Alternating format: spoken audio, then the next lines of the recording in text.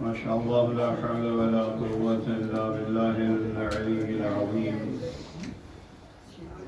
حسبنا الله ونعم الوكيل، نعم المولى ونعم النصير. أعوذ بالله من الشيطان اللعين الرجيم. بسم الله الرحمن الرحيم. الحمد لله رب العالمين بارئ الخلائق أجمعين. الحمد لله الذي لا يبلغ مدحته القائلون ولا يحصي نعماءه الآذون ولا يعدي حقه المجتهدون،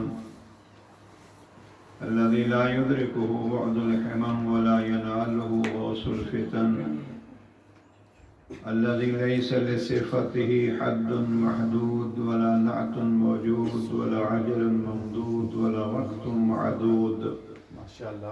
وترى الخلائق بقدرته ونشر الرياح برحمته ووطد بالصخور ميدان أرضه. أول الدين معرفته. بسم الله.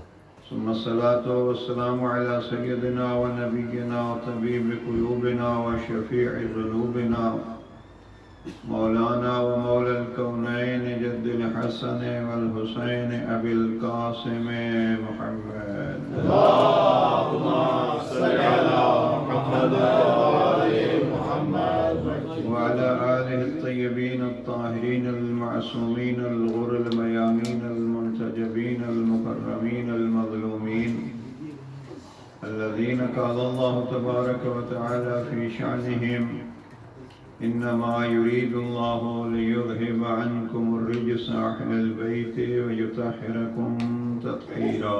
اللهم صل على محمد وآل محمد. ورحمة الله على محبيهم ومواليهم وشيعتهم أجمعين، ولعنة الدائمة على أعدائهم ملعونين. أما بعد، فقد قال الإمام عليه السلام: بنا فتح الله وبنا ختم. بر محمد وآل محمد صلوات. اللهم صل على محمد وآل محمد. سلسلہ مجالس،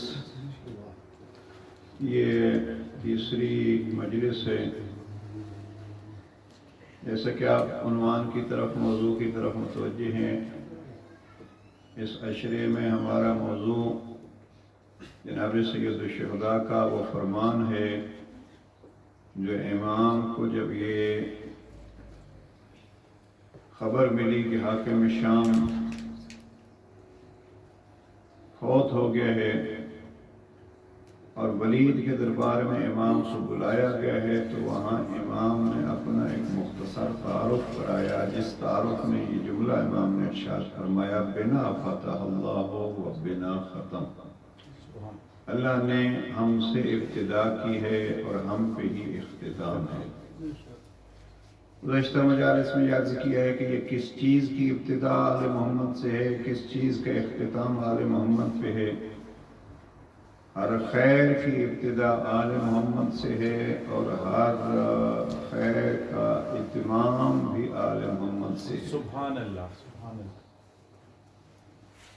اب آل محمد کا ہمیشہ یہ سلسلہ رہا ہے، اور یہ جو موضوع ہم نے ضمنی طور پر پیش کیا وہ یہ ہے کہ نہج البلاغہ کے اصول اور کربلا میں عمل.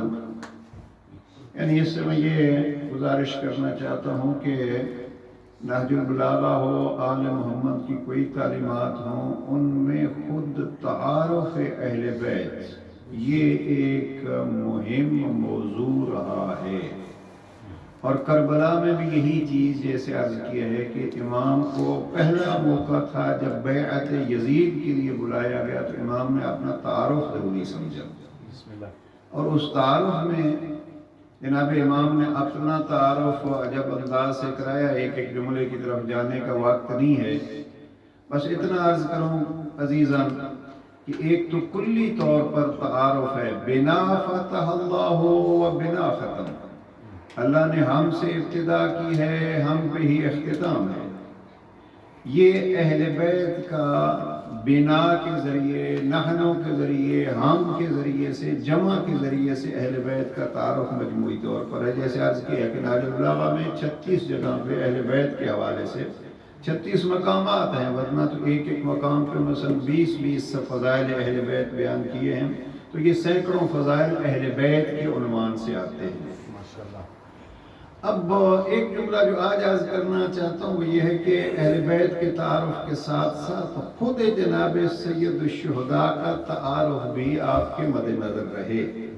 یہ کون اہل بیت کا تعارف کرا رہا ہے، کون فرما رہا ہے؟ بنا فتح اللہ، وہ جو فرما رہا ہے اس کو بھی پہچانیے۔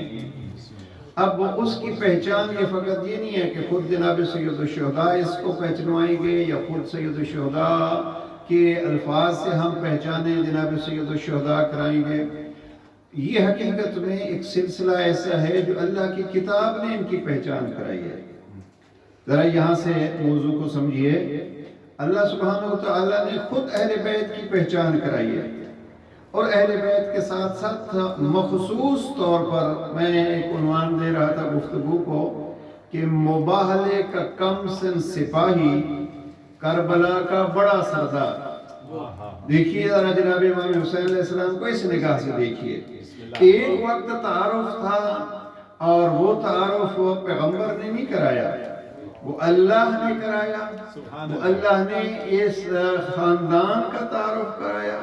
اور آپ الحمدللہ بچہ بچہ جانتا ہے سورہ آل عمران کی آیت کہ جہاں ارشاد ہوتا ہے قُلْ تَعَالَوْا نَدْعُ أَبْنَاءَنَا وَأَبْنَاءَكُمْ وَنِسَاءَنَا وَنِسَاءَكُمْ وَأَنفُسَنَا وَأَنفُسَكُمْ، ان کو کہہ دو ہم اپنے بچوں کو بلاتے ہیں، تم اپنے بچوں کو بلاؤ، ہم اپنی خواتین کو بلاتے ہیں، تم اپنی خواتین کو بلاؤ، ہم خود آتے ہیں، آپ خود آؤ، اور پھر مباہلہ کرتے ہیں۔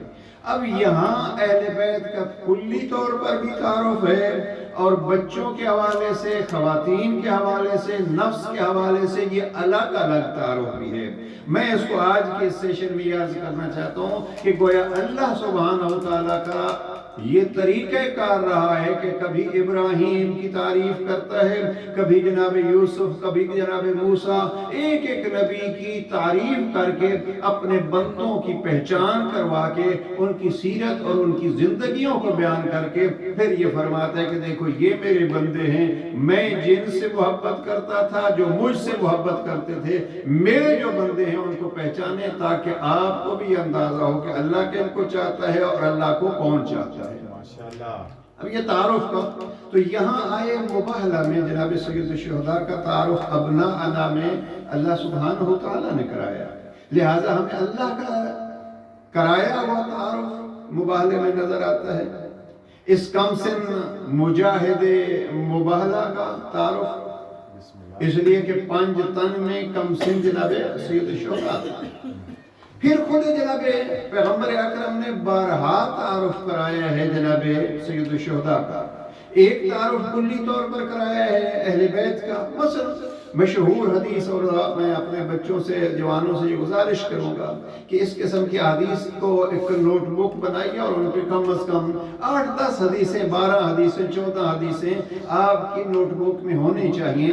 اور اس پہ بڑا کام ہوا ہے، اور ایک بے مثال کام ہوا ہے ابقات الانوار میر حامد حسین موسوی کی، جس کے لیے آیت اللہ خمینی نے فرمایا کہ علماء پہ لازم ہے کہ وہ اس کتاب کو عام کریں۔ اب یہ کتاب ابقات الانوار کا ایک عرب عالم نے 21 جلدوں میں فقط اس کا خلاصہ لکھا ہے، وہ نیٹ پہ بھی موجود ہے، نفحات الازہار، تو اس کو دیکھیے۔ تو یہ تقریباً 12 احادیث انہوں نے وہاں آل محمد کی عظمت کے لیے لکھی ہیں، اور ان میں سے ایک حدیث ہے جس کو ہم حدیث ثقلین کہتے ہیں۔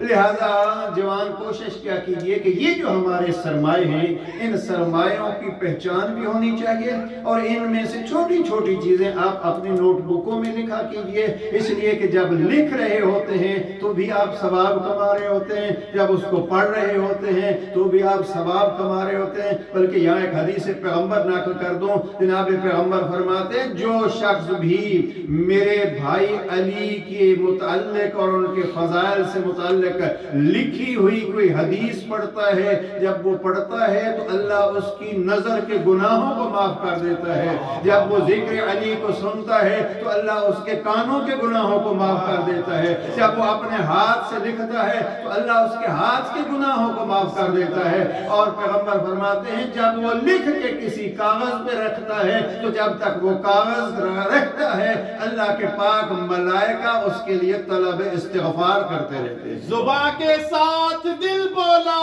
علی مولا، علی مولا، میرا مولا میرا مولا، علی مولا، علی مولا، نبی بولا وسیع میرا، علی مولا، علی مولا، نعرہ حیدری۔ علی۔ اب یہ حدیث ثقلین ہے مثلا، اب زیادہ تفصیل میں نہیں جاتا، اس کے لیے ایک بڑی اچھی کتاب ہے جو عربی فارسی کا مطالعہ نہیں کر سکتے، ظاہراً اس کا خلاصہ ہے ابقات الانوار کا۔ ہمارے ایک بڑے صغیر سے بڑی مشہور رائٹر اور بڑے ادیب گزرے ہیں جسٹس سلطان مرزا۔ سلطان مرزا کی چند کتابیں ہیں، اچھی اچھی کتابیں ہیں، ان میں سے ان کی کتاب ہے 3 جلدوں میں البلاغ المبین۔ البلاغ المبین کو دیکھ رہا تھا تو البلاغ المبین اردو میں ہے، یہ گویا آپ کو ایک قسم کا ابقات الانوار کا خلاصہ ملے گا۔ تو یہ عرض کر رہا تھا کہ پیغمبر اکرم نے بعض جگہوں پہ کلی طور پر اہل بیت کی مجموعی تعریف کرائی ہے، مثلا حدیث ثقلین انی تارک فیکم الثقلین کتاب اللہ و عطرتی، یہاں لفظ عطرت استعمال کیا۔ یا حدیث سفینہ، اس کو بھی ابقات الانوار میں علامہ میر حامد حسین موسوی نے لکھا ہے۔ اب حدیث سفینہ کیا ہے کہ میری اہل بیت کی مثال کشتی نوح کی مانند ہے، جو اس میں سوار ہو گیا وہ پار ہو گیا، جو اس سے ہٹ گیا وہ غرق ہو گیا۔ یہ اس کو ہم کہتے ہیں حدیث سفینہ۔ تو یہ اس قسم کی احادیث ہیں جس میں کلی طور پر اہل بیت کا تعارف ہے، لیکن بعض احادیث سے مصطفیٰ بھی ایسے ہیں جس میں کبھی بطول کی معرفت کرائی گئی ہے، کبھی جناب امیر المؤمنین، کبھی حسن مجتبی، کبھی شہید کربلا، چونکہ تذکرہ چل رہا ہے بنا فتح اللہ و بنا ختم۔ پیغمبر اکرم کے یہ نواسے گرامی اپنے تعارف میں بھی اس کو شامل کر رہے ہیں، لیکن یہ تعارف کلی اہل بیت کے لیے ہے، بنا فتح اللہ، اللہ نے ہم سے ابتدا کی۔ اب ایک فرمان پیغمبر کا جو مخصوص جناب سید الشہداء کی معرفت کے لیے ہے، اور وہ بڑا مشہور، ابھی ڈاکٹر صاحب نے ایک حدیث پڑھی، اس آخری حدیث کو اگر آپ مد نظر رکھیے، یہ فضائل کی ایک بہترین حدیث ہے اور طویل حدیث ہے، یعنی میں جس کتاب میں دیکھ رہا تھا کم از کم آپ کہیے کہ اس کی 48-49 سطور ہیں، یعنی تقریباً 2 صفحات کی حدیث ہے، اور فضائل جناب سید الشہداء کی خوبصورت حدیث ہے۔ اس لیے بات کر رہا ہوں، آئیے محرم میں کوشش کریں اہل بیت کو اہل بیت سے پہچانیں، اہل بیت کو مصطفیٰ سے پہچانیں، اہل بیت کو خدا سے پہچانیں، پھر اہل بیت میں اس جناب فرزند علی ابن ابی طالب سید الشہداء کو پہچانیں۔ اب اس حدیث کے راوی کون ہیں؟ راوی خود سید الشہداء ہیں۔ ذرا حدیث دیکھیے، علی ابن عاصم نامی راوی ہے، ایک صلوات پڑھ لیجئے محمد صلی علی محمد علی محمد۔ ذرا بچوں کو اگر ساتھ بٹھا لیا کیجئے ایک دفعہ تو بہتر رہتا ہے، پھر آرام سے جہاں وہ ایک صلوات اور پڑھ لیجئے صلی علی محمد علی محمد۔ علی ابن عاصم راوی ہیں اور روایت نقل کرتے ہیں جناب امام محمد تقی علیہ السلام سے۔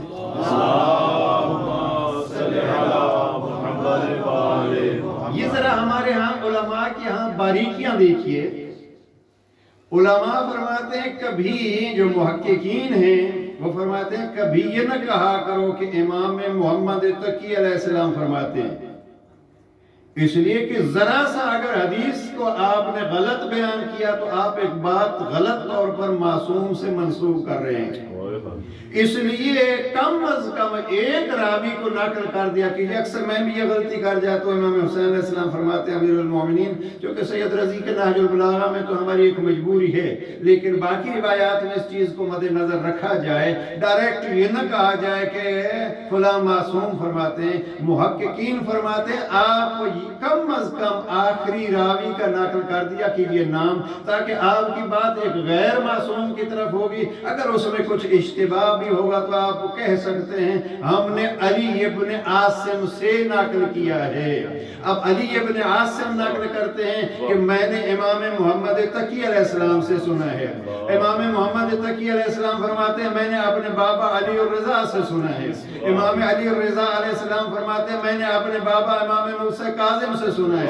امام موسیٰ کاظم علیہ السلام فرماتے ہیں میں نے اپنے بابا جناب امام جعفر صادق سے سنا ہے۔ امام جعفر صادق فرماتے ہیں میں نے اپنے بابا امام محمد باقر سے سنا ہے۔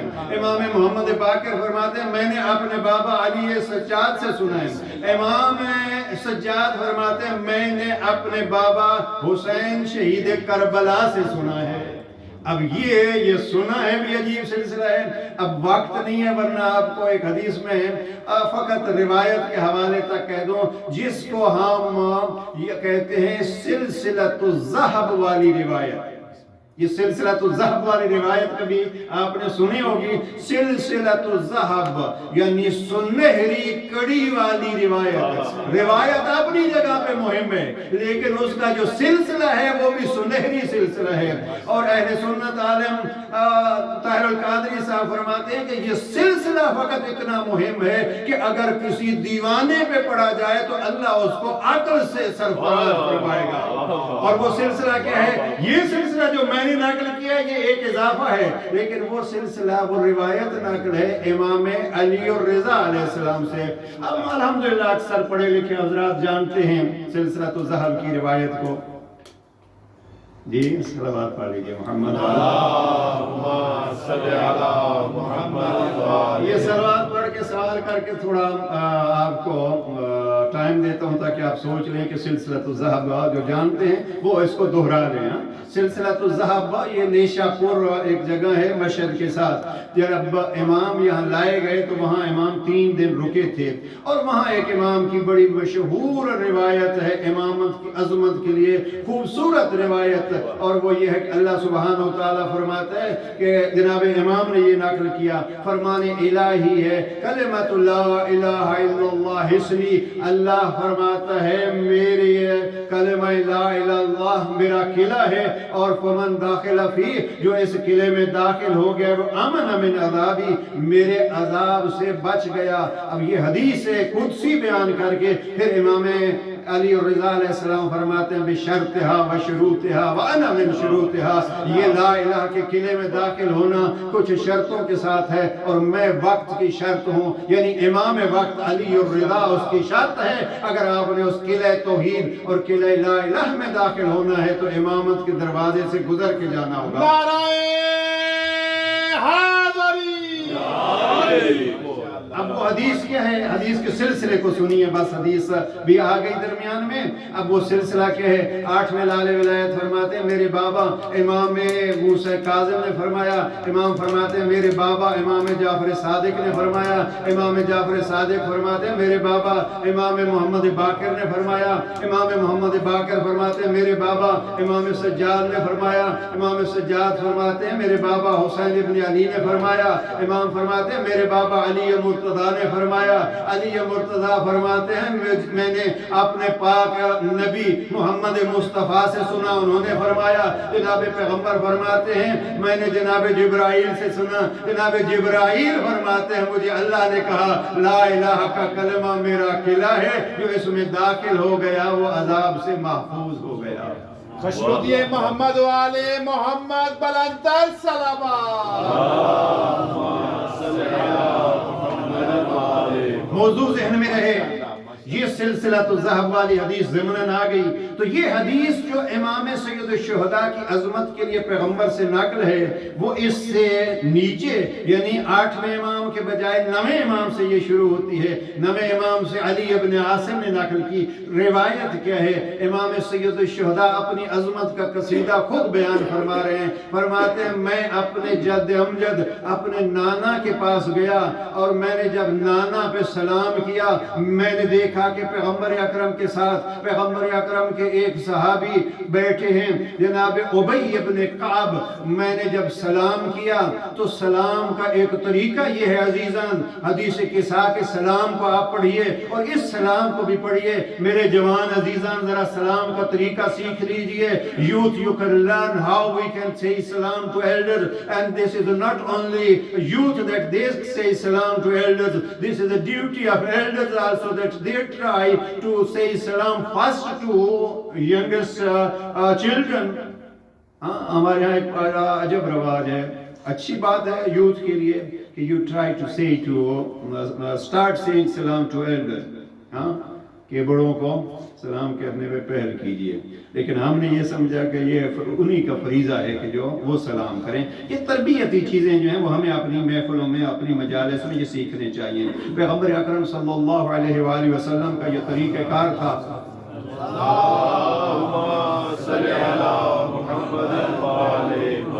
چھوٹا ہوگا یا بڑا ہوگا پیغمبر سلام میں پہل کرتے تھے, اس لیے کہ اگر سلام کا ثواب جو ہے وہ 100 کی مقدار میں ہے تو جو سلام کرنا مستحب ہے, جو سلام کرتا ہے اس کو 99 ثواب ملتے ہیں, اور جو جواب دیتا ہے جواب دینا واجب ہے اس کو 1 نیکی ملتی ہے. اب 99 نیکی اکٹھی کرنے میں یہ نیکیاں کہاں سے اکٹھی ہوتی ہیں؟ یہ ہم اپنی نہ بنا لیا کریں کہ یہ ہم یہ کریں گے تو ہمیں یہ ثواب ملے گا. نہیں, نیکیاں اکٹھی کرنے کے لیے بھی نیکیوں کے معلمین سے پوچھئے. پیغمبر کا یہ فرمان, اور پھر پیغمبر نے اپنی زندگی میں یہ کیا کہ اگر کوئی ایک لفظ میں سلام کرتا ہے تو اس کو آپ اضافے کے ساتھ سلام کا جواب دیں. فقط نماز کی حالت میں اگر کوئی سلام کرتا ہے آپ کو, آپ نماز پڑھ رہے ہیں, کوئی اور جواب دینے والا نہیں ہے, تو نماز کی حالت میں بھی آپ کو سلام کا جواب دینا واجب ہے. لیکن یہاں یہ ہے کہ جن لفظوں میں انہوں نے سلام کیا انہی لفظوں میں آپ اس کا جواب دیجئے. انہوں نے کہا السلام علیکہ, آپ کہیے السلام علیکہ. انہوں نے کہا السلام علیکم, آپ کہیے السلام علیکم, اور اپنی نماز جاری رکھیے. قربان دین اسلام نے انسان کے ساتھ ربط کو کتنی اہمیت دی. اگر آپ ربط پیدا کرنے میں سلام اور دعا کرنے میں پہل کرتے ہیں, رب کریم کہتے ہیں آپ نے آگے ہاتھ بڑھایا تھا کہ میں دوسرے بھائی سے رابطہ کروں تو میں آپ کو 99 ثواب دوں گا. ہاں, اس کے لیے ضروری ہے کہ وہ جواب دے, لیکن چونکہ ابتدا آپ نے کی آپ کو زیادہ ثواب, اس کو 1 ثواب. صلوات پڑھ لیجئے محمد.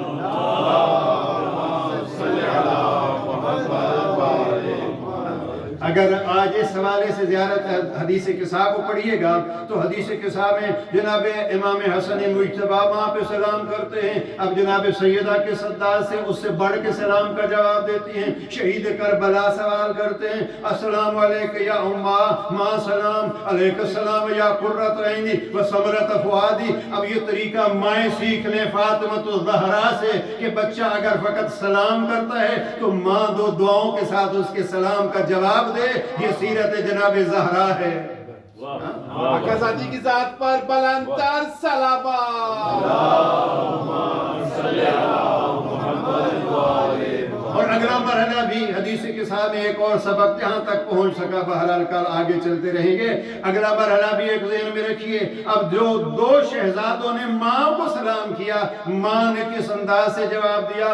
ابھی تیسرا سلام جناب امیر المومنین نے جناب سیدہ پہ کیا. اب وہ سلام دیکھیے, السلام علیکہ یا بنت رسول اللہ, اللہ کے رسول کی بیٹی مجھے علی کی طرف سے سلام. اب یہ شوہر کے لیے یہ ایک تربیت ہو رہی ہے. حدیث حدیث قصہ پڑھنے والوں، علی بھی اپنی زوجہ کو بڑے پیار سے اور بڑے احترام سے سلام کر کے یہ بتلاتے ہیں، نام بھی نہیں لیا بلکہ وہ عظمت بتلائی، رسول کی بیٹی مجھ علی کی طرف سے سلام، لیکن قربان اس پاک زوجہ پہ اب اس نے یہ نہیں کہا علیہ السلام یا ابو الحسن یا، اور بلکہ بہت سارے القابات کے ساتھ جناب سید جناب امیر المومنین کے سلام کا جواب دیا۔ وہ یا میاں بیوی کے سلام میں بھی یہ پیار ہونا چاہیے۔ میں یہ کہتا ہوں سارے دن کا تھکا ہوا شوہر اگر اپنی زوجہ کو دیکھے تو اس حال میں وہ دیکھے کہ اس کے دیکھنے سے اس کی تھکاوٹ اتر جائے، اور یہ نہ کہے کہ میں سارا دن کا تھکا ہوا کام میں مصروف تھا، زوجہ ہی کا فریضہ ہے کہ وہ پہل کرے ہمیں سلام کہے۔ نہیں، آپ علی کی سیرت پر عمل کیجئے، آپ سلام کیجئے، اور زوجہ یہ نہیں ہے کہ سلام کا جواب مشکل سے دے، سلام کا جواب تھکاوٹ سے مت دیجئے، اس پیار سے دیجئے جس پیار سے زہرہ مرضیہ نے علی کے سلام کا جواب دیا۔ تو اب جب اس انصور سیرت زہرا پہ عمل کریں گے تو علی مرتضیٰ کی طرح شوہر کی تھکاوٹ بھی اتر جائے گی اور محبت میں اضافہ بھی ہوگا۔ یہ چیزیں تو چھوٹی چھوٹی ہیں، لیکن ہمیں حدیث کے ساتھ کیا سیکھنا ہے؟ یہ چیز بھی ہمیں سیکھنی ہے۔ بات طولانی ہو گئی، سلام کیا۔ جناب سید الشہداء فرماتے ہیں، تعارف ہے جناب سید الشہداء، جناب سید الشہداء سلام کرتے ہیں، یا جدہ السلام علیک، نانا آپ پر سلام ہو۔ اور ابی ابن کعب ساتھ بیٹھے ہیں، اب ذرا سلام دیکھیے، جناب پیغمبر اکرم حسین ابن علی نے سلام کیا، نانا سلام، پیغمبر فرماتے علیک السلام یا زین السماوات والارضین، اے زمینوں اور آسمانوں کی زینت بیٹا آپ پر بھی سلام۔ نعرہ حیدری، صلوات پڑھ لیجئے محمد و آل محمد۔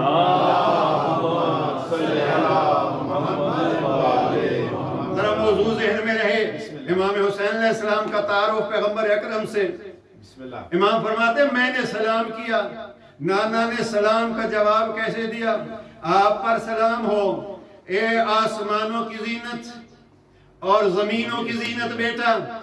اب جب نانا نے سلام کا جواب یہ دیا تو ابی ابن کعب جو پیغمبر کے صحابی ہیں انہوں نے بھی سنا، اور انہوں نے بات پلٹا کے کہی، یا رسول اللہ کیا آپ کے علاوہ آپ کی موجودگی میں زمینوں اور آسمانوں کی زینت کوئی اور ہوتا ہے؟ آپ کی موجودگی میں آپ کے ہوتے ہوئے زمینوں اور آسمانوں کی زینت کوئی اور ہوتا ہے؟ اب جناب پیغمبر اکرم نے یہاں جناب سید الشہداء کے تعارف اور عظمت کے لیے ایک حدیث مفصل بیان کی، جس کا ایک جملہ ہے ڈاکٹر صاحب، وہ جناب پیغمبر اکرم فرماتے ہیں ان الحسین اکبر فی السماء من الارضین۔ ابی ابن کعب یاد رکھ، میرے حسین کی عظمت آسمانوں میں اس سے بڑھ کر ہے جو حسین کی عظمت زمین میں ہے۔ علی شہنشاہ، علی شہنشاہ، نعرہ حیدری۔ حسین بڑے عجیب الفاظ ہیں پیغمبر اکرم کے۔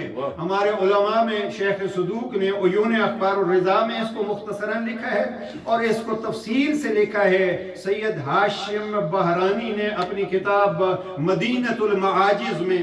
تو فرماتے ہیں کہ سید الشہداء نے جب سلام کیا، ایک سلام میں عظمت ہو گئی جواب سلام میں، اور پھر جب ابی ابن کعب نے سوال کیا تو اس کی عظمت وہ پھر 2 صفحات کی حدیث ان الحسین اکبر فی السماء من الارضین، حسین بلند تر ہے آسمانوں میں زمین کی نسبت۔ اب کیا کہوں، ہم تو یہاں خوش ہوتے ہیں، ہم نے بڑے فضائل کے دریا بہا دیے، کیا بڑھ گیا جو 2 قطرے فضائل کے ملا دیے۔ اب یہ ہم کون ہیں؟ حقیقت میں تو وہ آسمان والے بھی ان کی حق کی عظمت بیان نہیں کر سکتے، لہذا یہاں یہ گھرانہ، اب کیا کہوں اس گھرانے کا مقام کیا ہے؟ نہج البلاغہ میں امیر المومنین فرماتے ہیں سلونی سلونی قبل ان تسکدونی، مجھ سے پوچھ لو، مجھ سے پوچھ لو، میں اس لیے کہ میں آسمان کی راہوں کو زمین کی راہوں سے بہتر جانتا ہوں۔ سبحان اللہ، نعرہ حیدری۔ اب یہاں یہ جناب پیغمبر اکرم نے ابی ابن کعب کے جواب میں فرمایا ابی حسین آسمانوں میں زمینوں کی نسبت بڑے ہیں. اور پھر اگلا جملہ جس کے لیے آپ کو اتنی زحمت دی اور وہ حدیث ہے جو مشہور اور ہمارے ہاں لکھی بھی جاتی ہے یہ کہ فضائل بیان کرتے کرتے جناب پیغمبر فرماتے ہیں بھائی سنو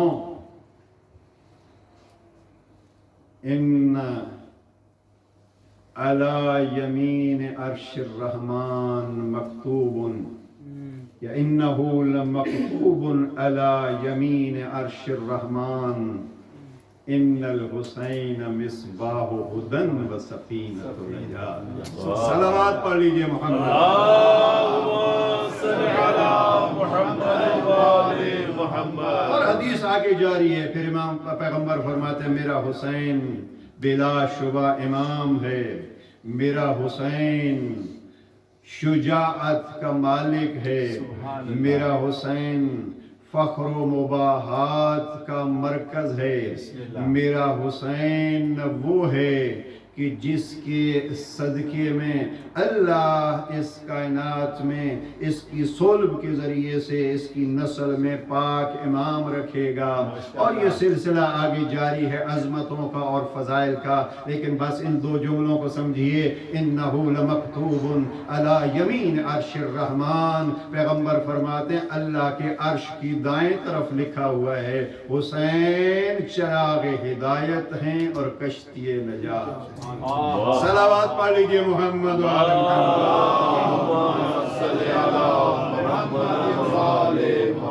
اب یہ ہے ان کا اپنا تعارف. بنا فتح اللہ و بنا ختم.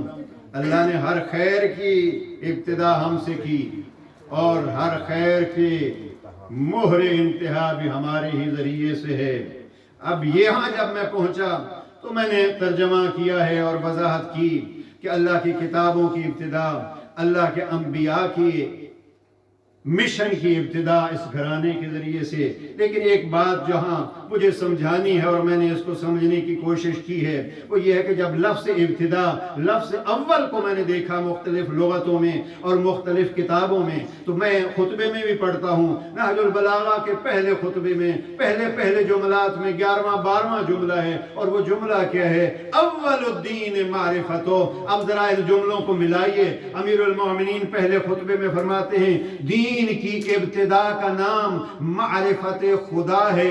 اول الدین معرفتو, دین کی بنیاد اللہ کی معرفت ہے. شہید کربلا فرماتے ہیں بنا فتح اللہ و بنا ختم. اللہ نے ہر خیر کی ابتدا ہم سے کی ہے اور ہر خیر کی انتہا ہم سے ہے. بابا فرماتے ہیں دین کی ابتدا اللہ کی معرفت ہے. حسین فرماتے ہیں ہر خیر کی معرفت ہم ہیں. میں نے جو اس کو جمع کیا اگر سمجھا سکوں, اللہ کی معرفت ہے ابتداء دین. حسین ابن علی فرماتے ہیں ہم ہیں ابتداء خیر. اب جمع کروں تو اس کو کیسے جمع کروں, ڈھونڈتا رہا کہ معصوم کی مدد طلب کروں. زیارت جامع کبیرہ کا حوالہ ایک کل دے چکا ہوں, وہیں سے ایک سنی عجب زیارت. اس زیارت کا راوی ہے موسیٰ بن نخعی. وہ کہتے ہیں کہ میں نے امام علی النکی سے سنا اور پوچھا مولا مجھے کوئی ایسی زیارت فصیح الفاظ میں بیان فرما دیجئے میں جس حرم میں بھی جاؤں میں وہ زیارت پڑھ سکوں.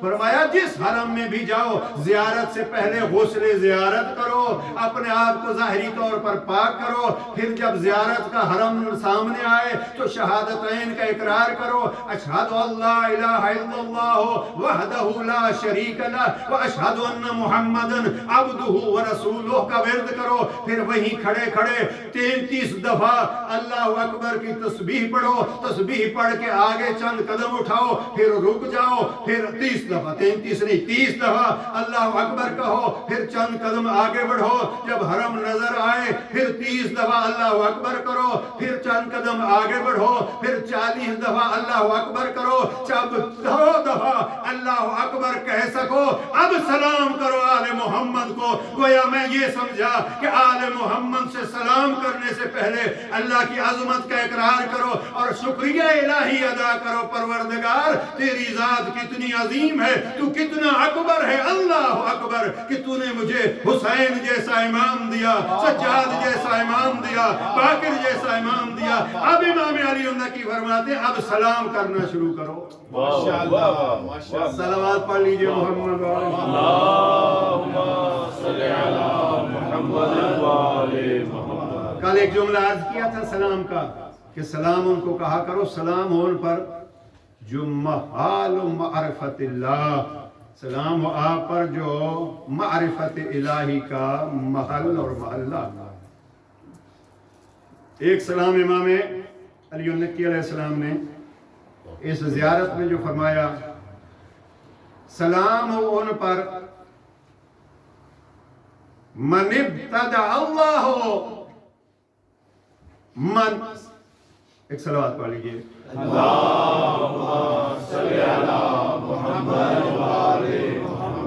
سلام کے الفاظ ہیں من اراد اللہ، جو اللہ کا ارادہ کرتا ہے، ابتدع منکم، وہ اللہ کی پہچان آپ سے شروع کرتا ہے۔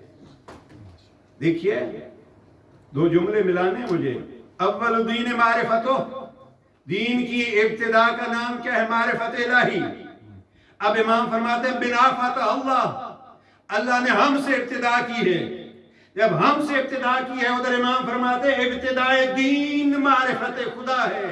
تو میں جو اس سے سمجھا سکا نام امام کے فرمان سے بھی اور جناب سید الشہداء کے فرمان سے بھی وہ یہی ہے کہ اگر اللہ کو بھی سمجھنا ہے تو اللہ کے سمجھنے کی ابتدا اپنے عقل سے نہیں کیجئے، ان سے کیجئے جن کو امام بنا کے اللہ نے بھیجا ہے، اور ہمیں پہچان کروائی ہے کہ آپ ان کو پہچانو گے تو مجھے پہچانو۔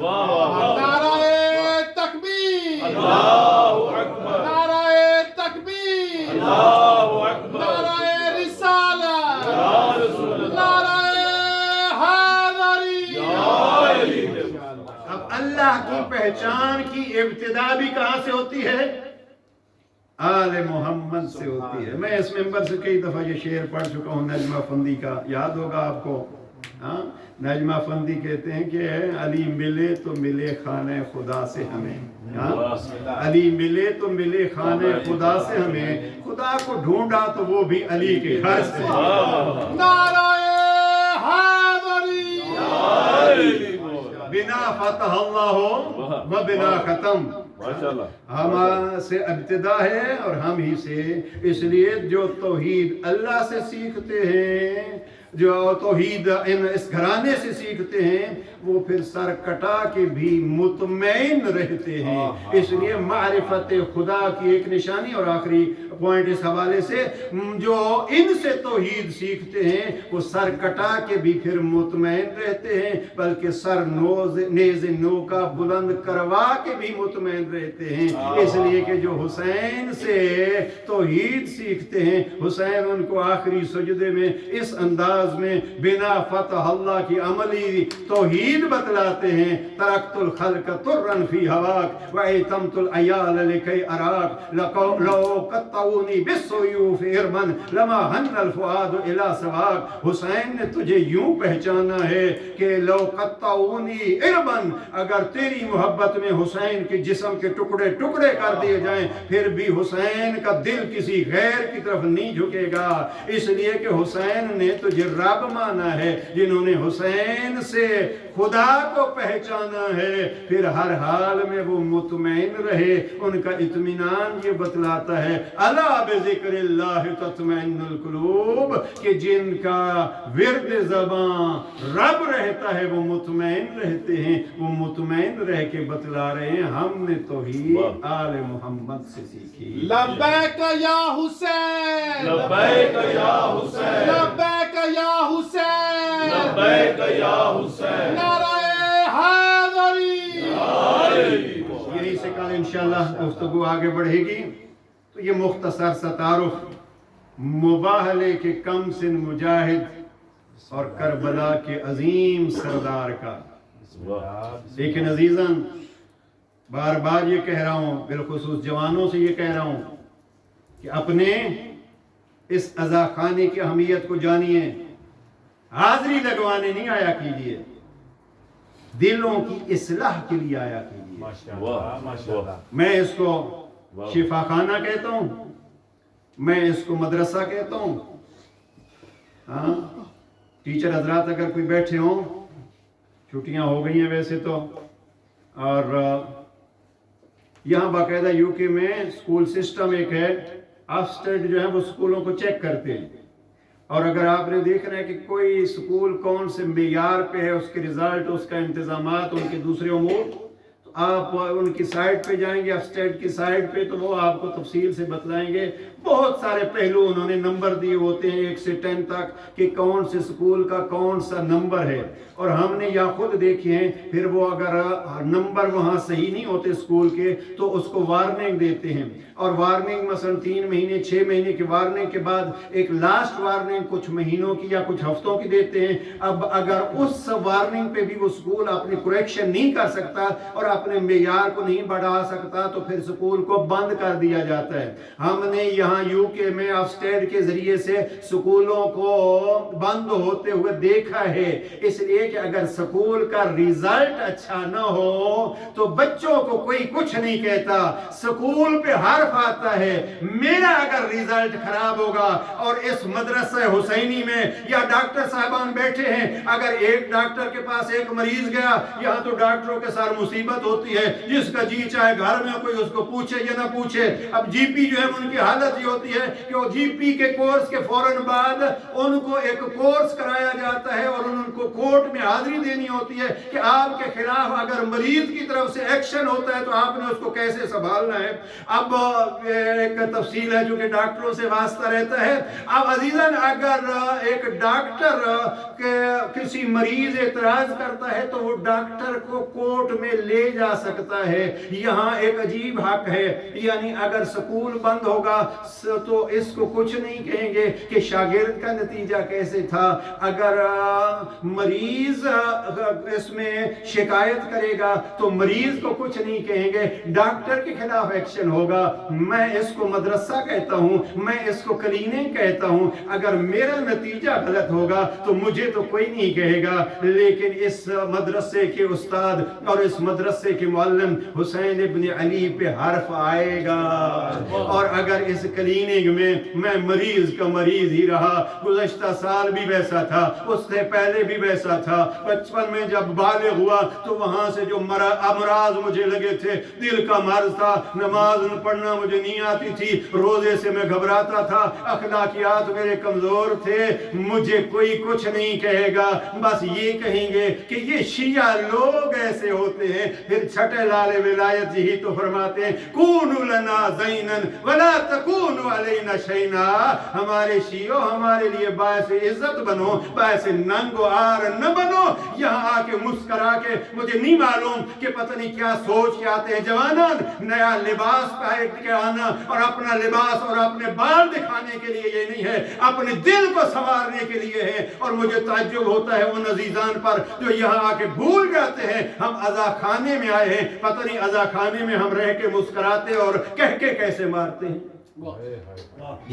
اس شفا خانے کو سمجھیے اور اس شفا خانے کا نسخہ. کل میں نے ایک نسخہ عرض کیا تھا, جناب امیر المومنین فرماتے ہیں یاد رکھو 4 چیزیں بڑی مشکل ہیں, ان مشکلوں کے حل کے لیے ہم وہاں تو کہتے ہیں منکر و نکیر آئیں گے تو ہم یہ جواب دیں گے اور ان کو بھی پریشان کر دیں گے, ہم قبر میں پریشان کر دیں گے, ہم جنت کو بلا لیں گے, ساری چیزیں ہوں گی, لیکن ایک شرط ہوگی, علوی بننا پڑے گا, حسینی بننا پڑے گا, علی والا بننا پڑے گا.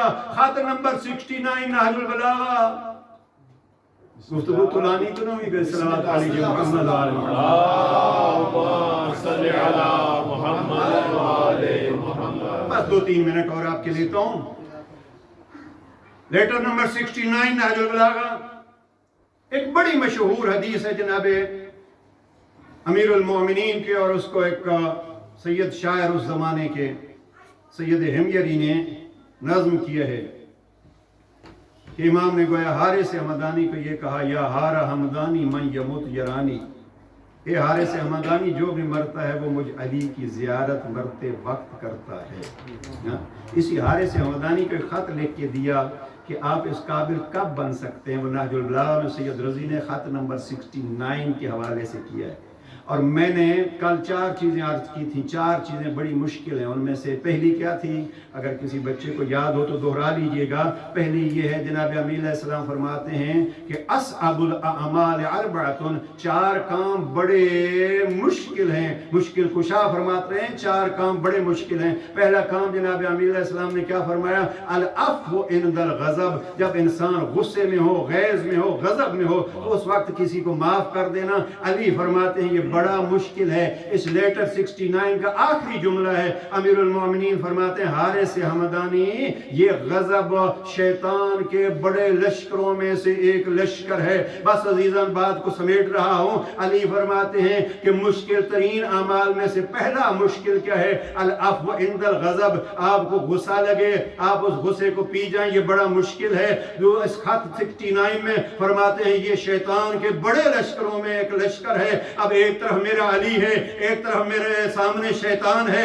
اب میں شیطان کو کیسے شکست دوں؟ اب یہ وہ موقع ہے جب میں علی کو مدد کے لیے بلا کے یا علی مدد کر کے شیطان کے لشکر سے ٹکراؤں اور پھر سیرت علی مرتضیٰ کو خندق میں دیکھوں. اس لیے کہ جب دشمن نے علی کے چہرے پہ تھوک دیا تو امیر المومنین نے اس کے چہرے سے اتر کے یہ بتلایا علی وہ شجاع ہے جو اپنی مرضیوں کو زمین دوز کر کے علی اللہ کے لیے لڑتا بھی ہے، علی اللہ کے لیے کسی کے سینے سے اترتا بھی ہے. چمن چمن کلی کلی، علی علی علی نگر نگر گلی گلی، نعرہ حیدری. یہ چاہ رہا تھا کہ اس حدیث کو پورا کروں، وقت پورا ہو گیا. عزیزان ہمارے ہاں عزا خانوں میں مومنین اکٹھے ہوتے ہیں تو پھر آوازیں اونچی ہونا شروع ہو جاتی ہیں. اب بات دور دور تک جا رہی ہے، میں زیادہ اس میں نہیں کچھ عرض کرنا چاہتا. جی کیا ہے پھر برتن بھی اگر اکٹھے ہوتے ہیں تو آواز ہوتی ہے. میں نے کہا آپ برتن نہیں بنے، آپ شیعہ بنے. جی آپ برتن نہیں بنے، آپ مومن بنے. وہ برتن ہوتا ہے کہ اگر ایک دوسرے کے ساتھ ٹکراتا ہے تو آواز آتی ہے. نہیں، شیعہ وہ ہوتا ہے کہ مالک کے اشتر پہ جب اس نے کوڑا پھینکا تو مالک نے پلٹ کے دیکھا بھی نہیں. کیا کیا مالک نے؟ جا کے مسجد میں کسے سننے کے لیے نہیں ہوتے، زندگی میں اپنانے کے لیے ہوتے. میں بھی خود ان مریضوں میں سے ایک مریض ہوں کہ آیا ہم اپنے غضب کو کس حد تک کنٹرول کر سکتے ہیں. مالک کے اشتر چلے گئے مسجد میں، جس نے کوڑا پھینکا تھا اس کو پتا چلا، مالک پریشان وہاں گیا، نماز پڑھ رہے ہیں، انتظار میں بیٹھا. اب میں معافی مانگوں، نماز ختم ہوئی، معافی چاہتا ہوں. کس کی؟ تو یہ دیکھتا ہے کس کی. جی صلوات پڑھ لیجیے. اللہم صلی علی محمد وآلہ. مالک بنیے تاکہ علی بھی فخر کر سکے.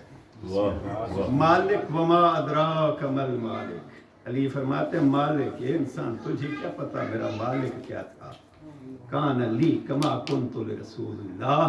میرا مالک اشتر میرے لیے ایسا تھا جیسے میں نبی کے لیے تھا. یہ ہے شیعہ. لہذا ان ساری چیزوں کو حاصل کرنے کے لیے بات بالکل ادھوری رہ گئی. کل انشاءاللہ کوشش کروں گا اس حدیث علی کو پورا کروں. اور بس ذہن میں رکھیے دین بچانے کے لیے کربلا کا مدرسہ قائم ہوا. مجھے اور آپ کو حسینی بنانے کے لیے یہ مدرسہ قائم ہوا. 2 محرم کو حسین نے کربلا کو ہمیشہ کے لیے ہدایت کی دستگاہ بنا دیا. قربان حسین. 8 دن کا یہ مدرسہ 2 محرم کو مجھے نہیں معلوم. شریفوں زیارات پہ مومنین کچھ چلے گئے، کچھ جا رہے ہیں. جب اکیلے جاتے ہیں نا تو اتنا اہتمام نہیں ہوتا. وہاں ہوٹلوں کا، وہاں اہتمام، ویزا، ٹکٹ. اور جب خاندان کے ساتھ جاتا ہے آدمی اہتمام زیادہ ہوتا ہے، بچے ساتھ ہوں اور زیادہ ہو جاتا ہے۔ پردے داروں کو مد نظر رکھتے ہوئے حسین نے جو مدرسہ قائم کیا، وہاں اگر مردوں کے لیے معلم حسین بنے تو بیویوں کے لیے زینب کبریٰ۔ بس عظمت جناب سیدہ جانیوں، میری بہنیں بیٹیاں، جب ماں کی رحلت ہوئی، زہرہ مرضیہ کی رحلت ہوئی، میرے استاد مرحوم کے جملے ہیں، جناب امیر نے فرمایا سلمان زہرا آپ کو چچا کہتی تھیں، زہرا کے جنازے پہ سورہ یاسین کی تلاوت کرو۔ تھوڑی دیر کے بعد جناب امیر فرماتے ہیں سلمان قرآن بند کر کے اٹھ جاؤ، باہر چلے جاؤ۔ سلمان نے پوچھا تو کچھ نہیں، آنکھیں جھکا کے باہر چلا گیا۔ مگر علماء لکھتے ہیں کیوں؟ امام فرماتے ہیں اس لیے کہ جب تک سلمان اندر بیٹھے رہے میری زینب باہر کھڑی رہی۔ ہاں وہ غیور زینب جب ماں کے جنازے کے سرانے رسول کا صحابی جس کو ماں چچا کہتی تھی وہ قرآن پڑھ رہا ہے، بی بی کو گوارا نہیں تھا ماں کے جنازے پہ جائے، وہی زینب لے کے حسین 2 محرم کو کربلا میں اترے۔ لیکن میں کہوں گے 2 محرم، ہے کربلا کی 2 محرم تو 2 محرم ہی رہتی، 12 محرم نہ بنتی۔ لیکن عزیز و ذرا ایک منظر دیکھیے، جب 2 محرم کو یہ قافلہ کربلا پہنچا، امام کا گھوڑا رکا، امام نے سواری بدلی، ایک بدلی دوسری بدلی۔ امام نے پوچھا، امام کو معلوم تھا دکھانے کے لیے، ہم جیسوں کو بتلانے کے لیے، یہ کون سی زمین ہے، اس کو کربلا کہتے ہیں۔ امام نے انا للہ پڑھا اور حکم دیا عباس یہاں خیمے لگا دو۔ قربان حسین کا تابعدار سپاہی یہ نہیں پوچھا مولا اس صحرا میں زینب کبریٰ کے خیمے کیسے لگاؤ؟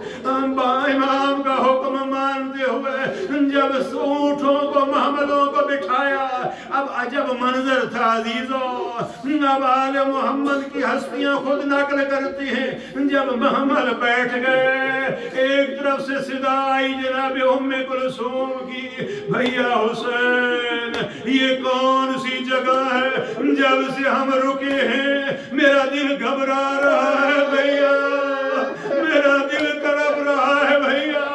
ادھر جناب عباس آگے بڑھے، زینب کبریٰ کو کہا سردار دادی یہاں اترنا ہے۔ بس عزیزو میرے جوانوں اگر سمجھ سکو تو مصائب کا یہی جملہ آج کا جملہ ہے۔ جناب عباس نے محمل کا پردہ ہٹایا، بی بی آؤ، اب کیسے بہن کو کربلا کی زمین پہ اتارا۔ جناب عباس نے اپنا زانو پیش کیا، مصائب پہ رونے والوں، زینب کبریٰ کا پہلا قدم کربلا کی مٹی پہ نہیں آیا، عباس کے زانوں پہ پاؤں تھا، عباس کے شانوں پہ ہاتھ تھا۔ اب یوں زینب کبریٰ کربلا میں اتری، اب بس مصائب ختم کرتا ہوں، یہ زینب اتری۔ اب جناب سید الشہداء نے میدان کی طرف دیکھنا شروع کیا، ایک ایک جگہ کا اشارہ کیا، یہاں میرا اکبر اترے گا، یہاں میرا عباس اترے گا، یہاں میرے اون محمد اتریں گے۔ ایک ایک جگہ کا پتہ بتلایا۔ علماء لکھتے 1 گھنٹہ تک کربلا کی پہلی مجلس حسین نے پڑھی، حسین رو بھی رہے ہیں، مجلس بھی پڑھ رہے ہیں، لیکن عزیز کربلا کی یہ پہلی مجلس رونے والی بہنیں، لیکن ایک مجلس 11 محرم کو ہوئی، اس مجلس کا ذاکر حسین نہیں، اس مجلس کی ذاکرہ زینب کبریٰ تھی۔ اب کیا اشارہ کریں، کبھی عباس کی مقتل کو دیکھتی ہے، کبھی اکبر کے جسم کی طرف دیکھتی ہے اور پکارتی ہے میرے شیرو۔ زینب جب اتری تھی تو عباس کا زانو تھا، عباس کا شانہ تھا،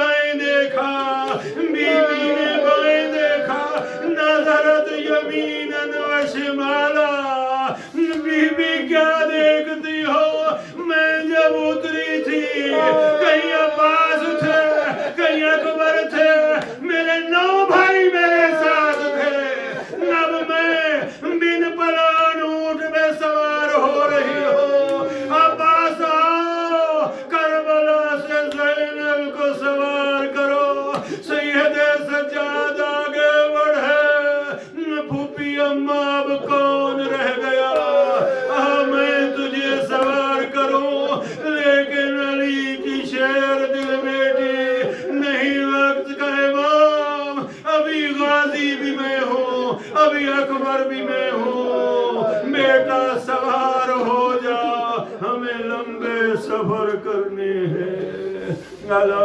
لعنت اللہ علی القوم الظالمین